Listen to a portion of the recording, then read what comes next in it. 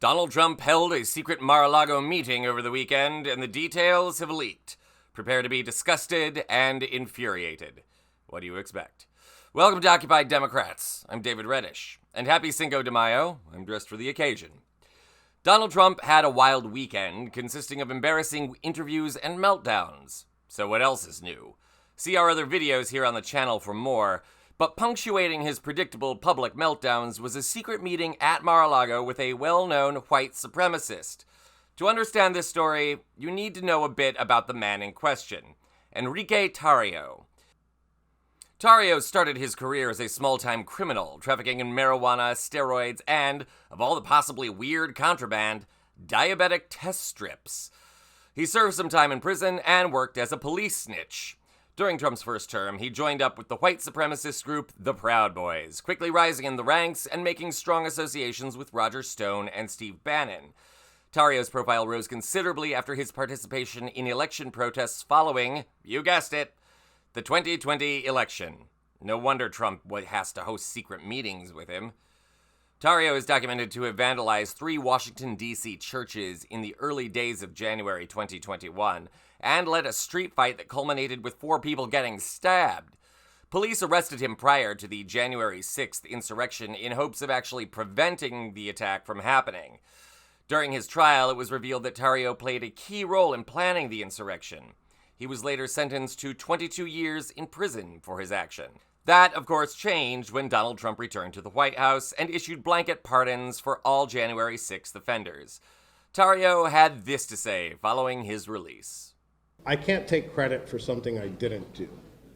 Did I celebrate it? Absolutely, I celebrated it. I celebrated it like half of America celebrated. I sympathize with the families of those officers. Those officers shouldn't have lost their lives, but explained why he believes the pardons were necessary. Because of the miscarriage of justice, not because of their actions that day. He said he is exploring filing civil suits, positioning himself as a criminal justice reformer. There was also a violation of human rights for the treatment of some of these prisoners. Adding that while his plans for the future remain unclear, the war is on the culture. As cultural warriors, they will likely remain engaged in local issues. In the past, the Proud Boys have staged at Miami-Dade County Public School board meeting. Indoctrination of our children is wrong. He also said he wants justice and accountability for those that did this to us. Do you see how some in our country, though, will hear that and think it's a dramatic irony because you just escaped accountability and their view from the pardon? Because a jury of your peers, not the DOJ, a jury of your peers who are the fact finders in the case are the ones who convicted you. Well, first off, it wasn't a jury of my peers. It was people that honestly hated my guts. Maybe those people should now focus on the real problem. Maybe they should become advocates for actual justice across the board. 2, elections have consequences. Do your teeth hurt yet? Hang on, it gets worse.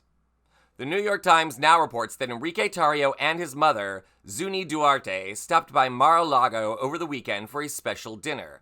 At the time of this report, it's not totally clear who invited him. What we do know is that he met with Donald Trump during his visit. Trump and Tarrio had a meeting that ran around 10 minutes, according to the Times. During that meeting, Trump expressed his support for the January 6th insurrectionists, calling them mistreated. Tarrio, in response, thanked Trump for saving his life.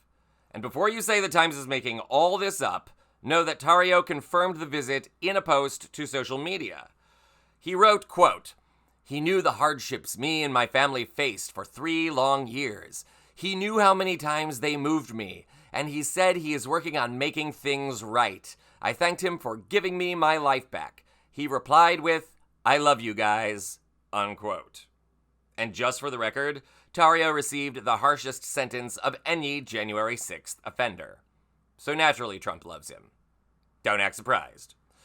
Trump has referred to January 6th as a day of love, and given that he's prone to affection for notorious scum, Jeffrey Epstein, or Vladimir Putin, for example, or most of Trump's actual cabinet, it's only fitting that Trump should align himself with a militant neo-Nazi. The only thing more pathetic than that is how Enrique Tarrio has built a career on hate and surgically fused his lips to Trump's backside. Like I say, scum attracts bottom feeders.